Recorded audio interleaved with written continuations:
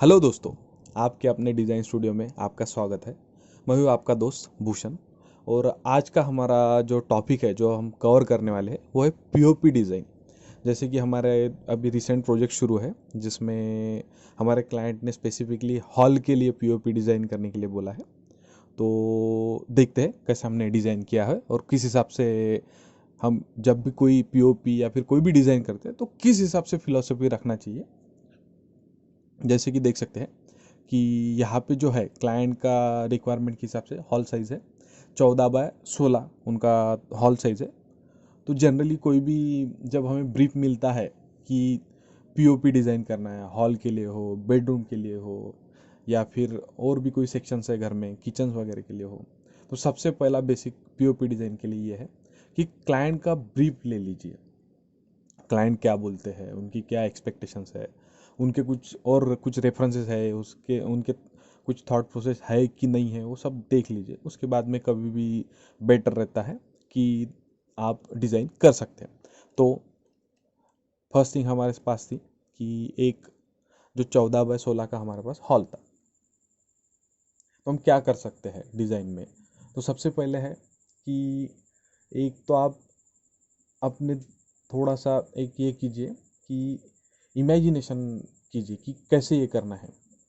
जैसे 14 बाय 16 का अपना हॉल है, तो वहाँ पे हम क्या क्या एडजस्ट कर सकते हैं और ओवरऑल जो भी है चीज़ें देख सकते हैं किस हिसाब से कौन सा पीओपी बैठ रहा है, पीओपी के साथ कौन से मटेरियल बैठ सकते हैं, वो आप एक बार एनालिसिस कर लीजिए।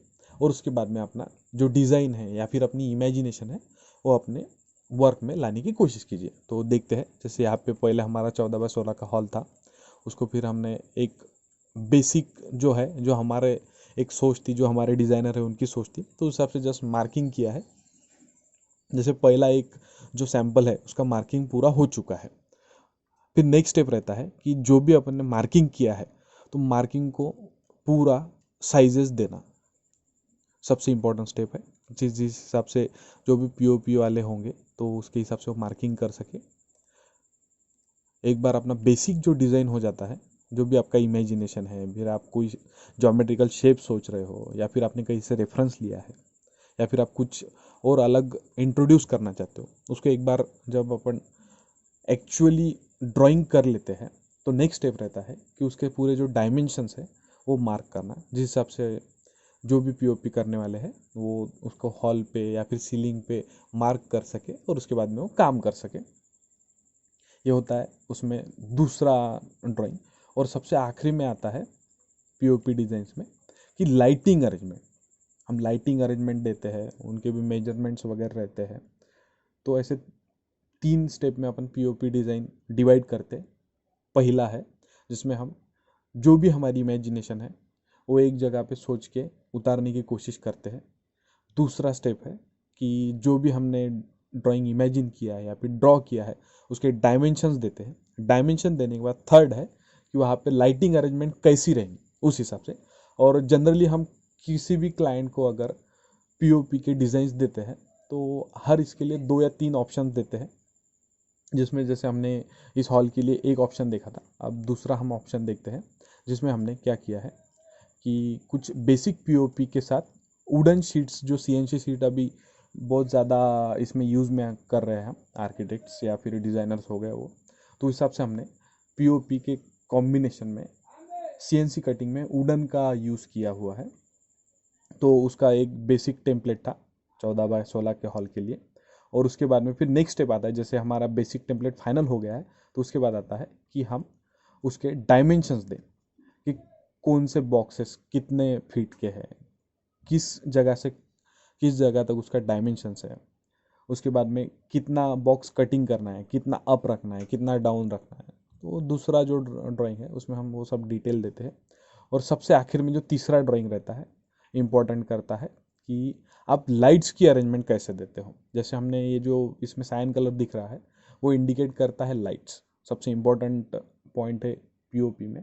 तो हमने कुछ कोशिश की है कि यहाँ पे एक बेसिक अरेंजमेंट करके रखी है पीओपी में लाइट्स की। और रेफरेंस पॉइंट दिए हैं, जैसे आप देख सकते हो कि हर लाइट के स्टार्ट या फिर एंड के रेफरेंस पॉइंट दिए हैं। मतलब जब भी कोई भी बंदा पीओपी का काम करेगा तो उसको इजी हो जाएंगे कहाँ पे कट सेक्शन रखना है या फिर कहाँ पे कट सेक्शन का मार्किंग किया हुआ है। तो ऐसे पूरा बेसिक वर्क होने के बाद हम इस हिसाब से पूरा का पूरा जो ऑप्शंस है, जैसे ऑप्शन 1 ऑप्शन 2 है, उसको एक शीट बना के, जो भी हमारा टेम्पलेट रहता है उसमें शीट बना के रखते हैं। और फिर नेक्स्ट स्टेप रहता है, जैसे अभी इमरजेंसी टाइम है या फिर फिजिकल इंटरेक्शन नहीं कर सकते क्लाइंट्स के साथ, तो हम जनरली कैड फाइल को या ऑटोकैड फाइल को पीडीएफ कन्वर्ट कर लेते हैं इस हिसाब से, और फिर उसको क्लाइंट को भेज देते हैं। और इस हिसाब से हम जो भी वर्क करते, इन केस ऑफ पीओपी हो गया और कोई भी डिज़ाइन ये हो गया, तो इस हिसाब से हम उसको नैरेट करते हैं। तो इसी के साथ आज का जो हमारा वर्क है ख़त्म करते हैं। ऐसे ही आपका प्यार हमारे ऊपर बनाए रखिए, लाइक कीजिए, ज़्यादा से ज़्यादा लोगों के साथ शेयर कीजिए, सब्सक्राइब कीजिए। अलग अलग प्लेटफॉर्म है, यूट्यूब है ना, यूट्यूब है, इंस्टाग्राम है, फेसबुक है, ऐसी जगह पे आप शेयर करके ये कीजिए, आपका भी नॉलेज बढ़ेगा। कुछ अगर आपको लगता है कि ये गलत है तो हमें कमेंट करके बताइए, या फिर आपको कुछ नया सीखना है तो वो भी हमें कमेंट करके बताइए। कुछ आपके पास सुझाव होंगे हमारे लिए तो वो भी बताइए। सेफ रहिए, घर पे रहिए, और हमारे चैनल को लाइक कीजिए, सब्सक्राइब कीजिए, और कुछ सजेशन होगा तो कमेंट कीजिए। धन्यवाद।